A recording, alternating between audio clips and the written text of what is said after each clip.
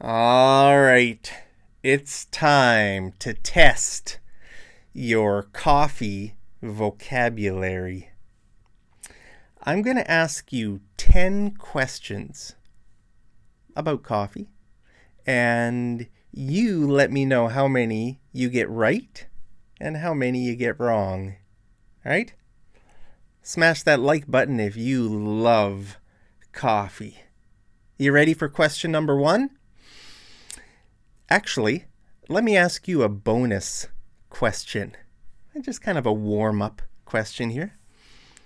Look at this insect. Do you know the name of this insect in English? I'll tell you. His name is Frank. No, I'm just kidding. His name's not Frank. It's not a male. Frank is a male name. This is a ladybug. It's not a man bug. It's called a ladybug. So I guess they're all female, right? Is there such a thing as a male ladybug? Maybe they would be called a ladyboy. I don't know. Maybe this is a ladyboy. But guys, this insect is called a ladybug. Don't ask me why. I don't know why they're called ladybugs. Anyway, let's get on with our quiz. Question number 1. What method of coffee making is this? So look at this. This person is holding a kettle, and this is called a kettle. Okay, they're pouring hot water from the kettle over the coffee, and it's going down here and making coffee. So what's this kind of coffee making called? You ready for the answer? It's called the pour over method. Okay, you're just pouring hot water over the... What are those little things called? What are those little pieces of coffee called? Anyway, it's called the pour over method. Let's think about what those little pieces are. Not these. These aren't the little pieces. What are these called? These are called coffee beans. Okay, those are the coffee beans. But imagine if you want to grind these coffee beans, right? Then what is that stuff, this like powdery stuff, these little bits and pieces of coffee? What is that called? What is this? Well, these are called coffee grounds. Okay? Grounds. Like, if you want to, like the verb, imagine if you have a hand grinder. I have a hand grinder. I use it all the time. Okay, I put my coffee beans in the top part, and then I kind of just grind the coffee. Okay, so the verb is grind, and then what you're left with is grounds, coffee grounds. So, I mean, this is a noun, but the past tense of grind is ground. So you could say, I ground the coffee. I ground it. Now I'm grinding it, and then I ground it 5 minutes ago. Okay? I ground it. So the word ground can be a verb or a noun in this case, but this is always plural. Okay? So you're going to always see an S here, because there's many little pieces.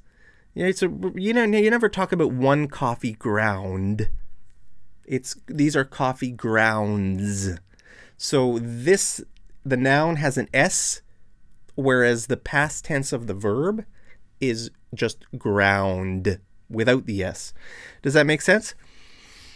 Okay, now there's a word that you will hear quite often to talk about coffee making, and that word is percolate.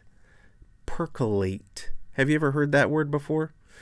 Percolate means when water, like hot water, goes through something like coffee, okay, and it makes your coffee, right? So the word percolate is kind of the process by which coffee is made, right?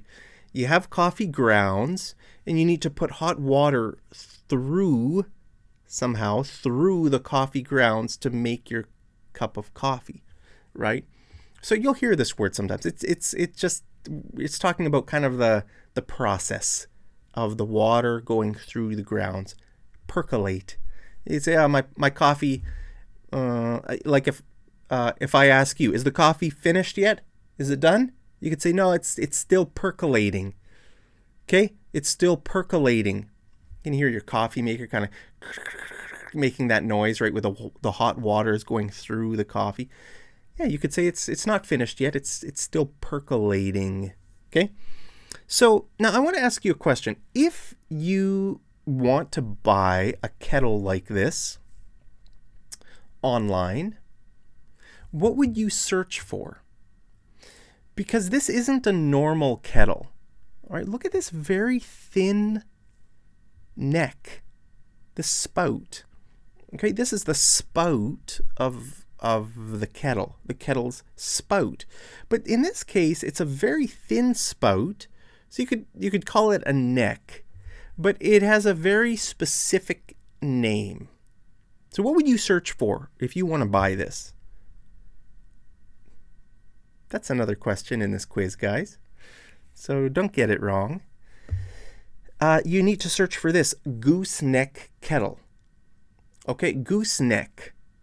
So the word gooseneck is actually a word that you'll see in different kinds of products. Okay. It means something that's very thin. Like, a goose. Have you ever seen a goose? In a lot of my videos, there are geese flying in the sky. And if you look at a goose's neck, all right, a goose has a long neck, long and thin neck. So that's why this is called a gooseneck kettle. Right now, my microphone is connected. I have it attached to my desk using a gooseneck tripod kind of a thing. I don't know if it's a tripod, but some sort of a clamp. It clamps onto my desk, and it's a gooseneck. It's kind of a long neck. You can kind of, move it around. So some products in English use the word gooseneck. Okay.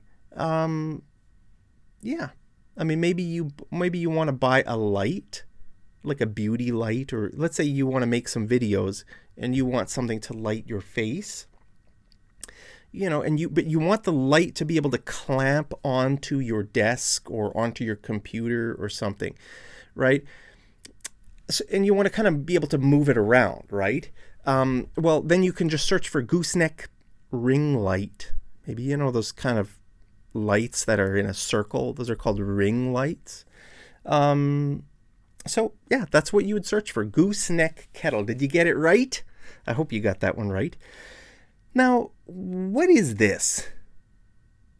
Well, this is just a normal coffee maker that a lot of people, probably most people in North America, have a coffee maker. This is just a regular coffee maker in their kitchen.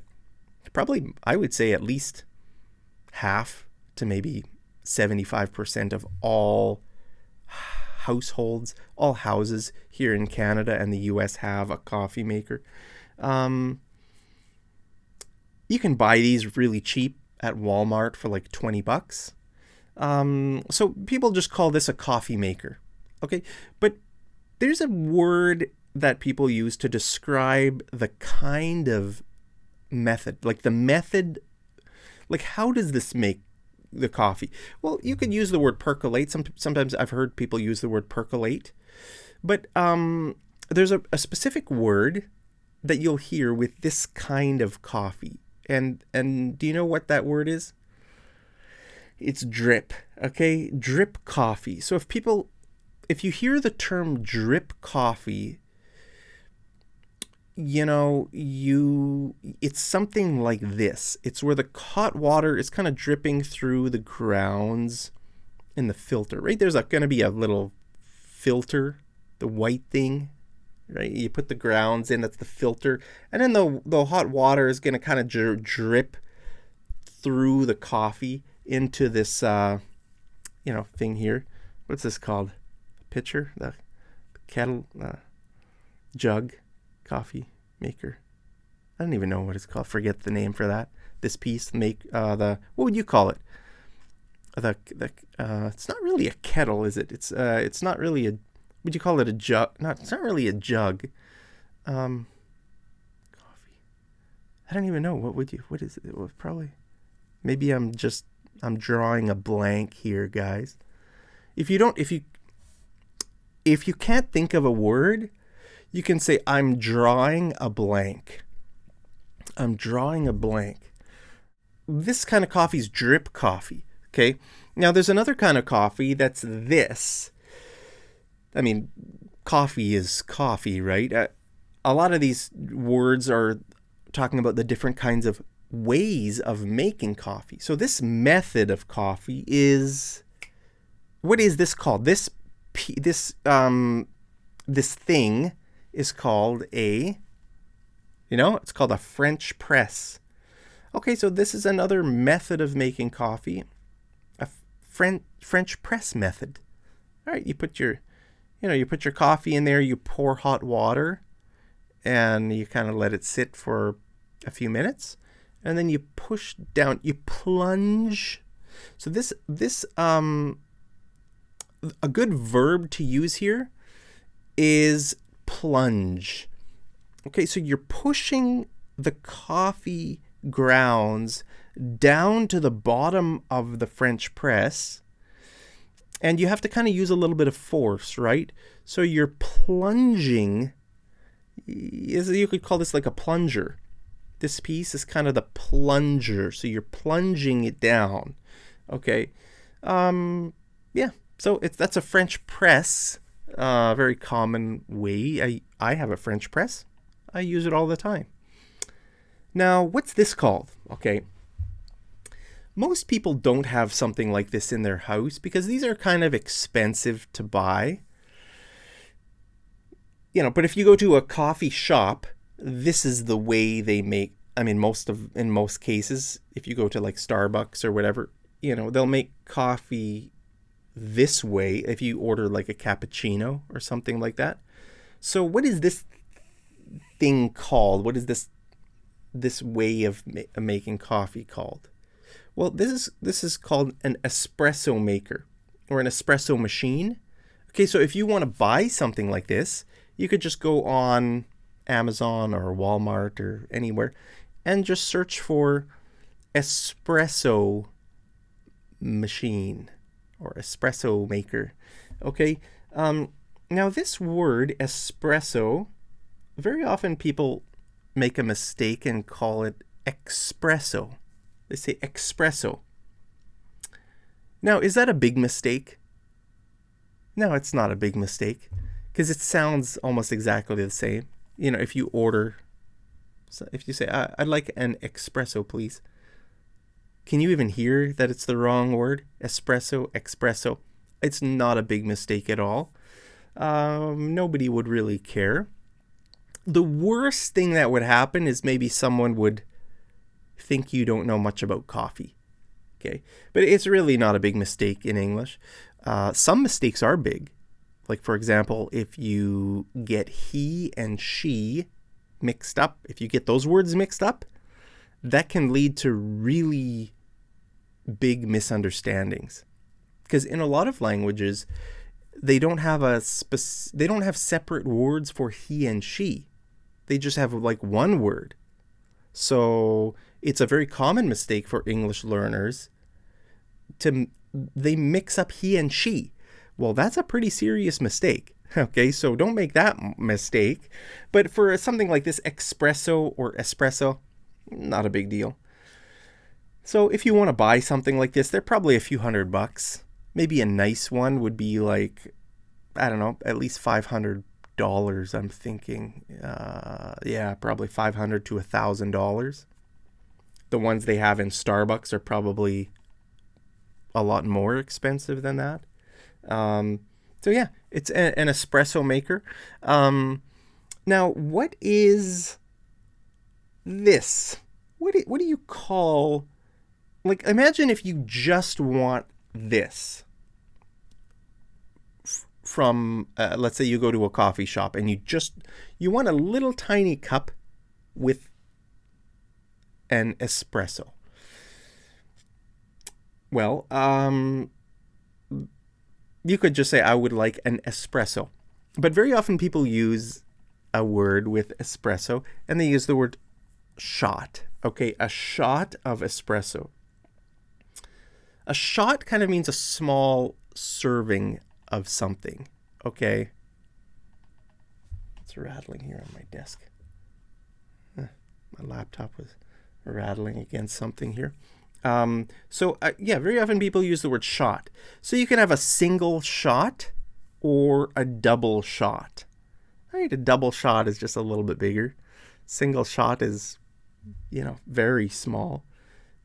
Like, do you drink? Would you, like, I know people do just drink. They even use the word drink because it's like a sip, right? And you're done. If you get a single shot, it's like such a small amount. But I know people do it. Sometimes people order regular coffee with a shot of espresso or a double shot of espresso because they want a lot more caffeine. So you can do that too if you go to Starbucks or Tim Hortons or whatever. You could get a normal coffee with a shot of espresso in there. I don't know. But anyway, guys, yeah. So there's some vocabulary with the normal ways of making coffee. Now, what about this? A lot of people here in Canada and the US have something like this in their kitchen. What would you call this? Well, most people call it by the brand name. So this is a very common brand, Keurig or Keurig. I don't know how to pronounce this one. Keurig. It's been very popular here in Canada, I would say, for, I don't know, I'm thinking 20 years, probably around 20 years maybe, something like that. It's a little appliance. It's a coffee maker that you buy from a store, and you just put it in your kitchen. It doesn't take up that much space. But like, what would be the generic name for something like this? You could call it a coffee maker, but it's, specifically, like, it only makes 1 cup of coffee at a time, right? It doesn't make it in like a coffee pot. Maybe that's the word I was thinking about before. Jug, the coffee pot.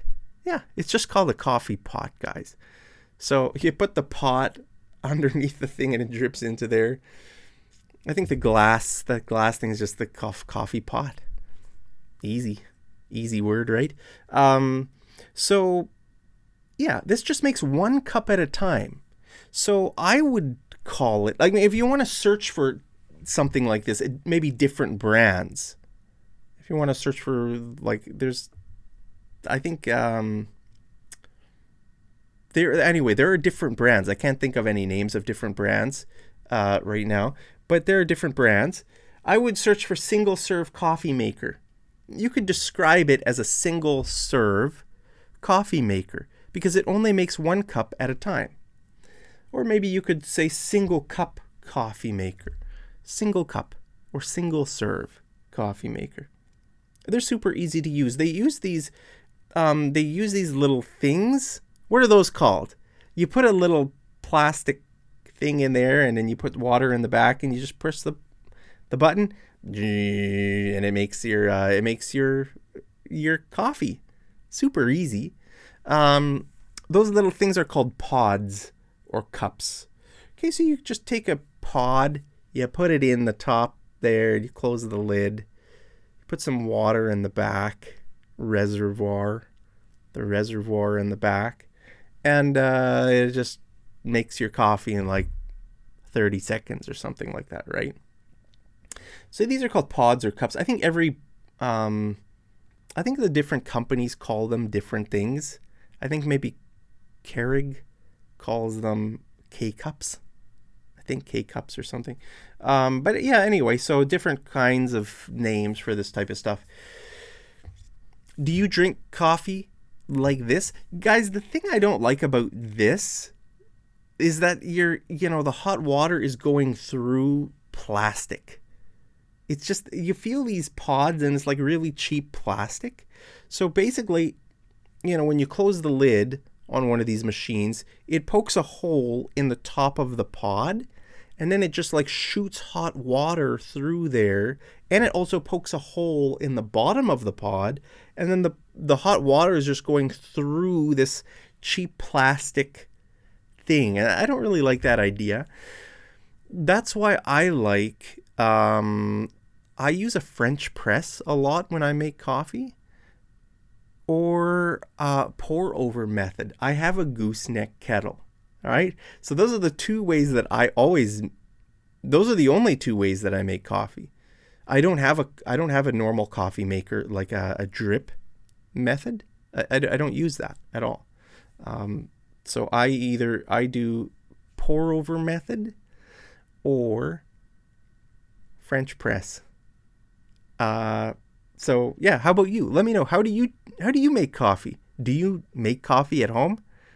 What do you take in your coffee? What do you like? What kind of coffee do you like?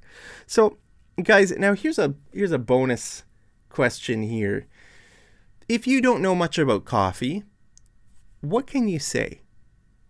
If you want people to know that you're not really a coffee expert, you could say, I'm not a coffee.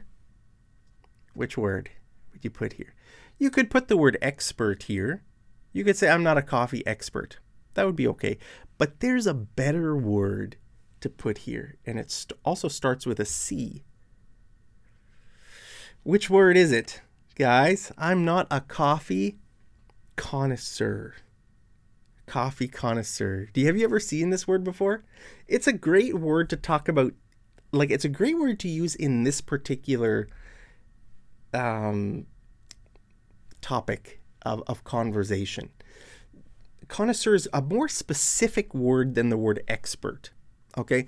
Now, what it means is an expert on matters involving the judgment of beauty, quality, or skill in art, food, or music. Okay, so we're talking about a person. Okay, a connoisseur is a person. Now, I think there might be some different ways you can pronounce this word. Connoisseur. I think you could say connoisseur or connoisseur. This is a person, okay, who's an expert on judging the quality of food or coffee or wine or art or music. Okay, so yeah, so if you're not, if you're not an expert on this type of thing, then you can say, I'm not a coffee connoisseur. Okay, I'm not a coffee connoisseur. So that's a great word. It's a hard word to spell. It's a very hard word. You got the O-I, connoisseur. We don't say connoisseur. No, it's connoisseur, I think. Connoisseur.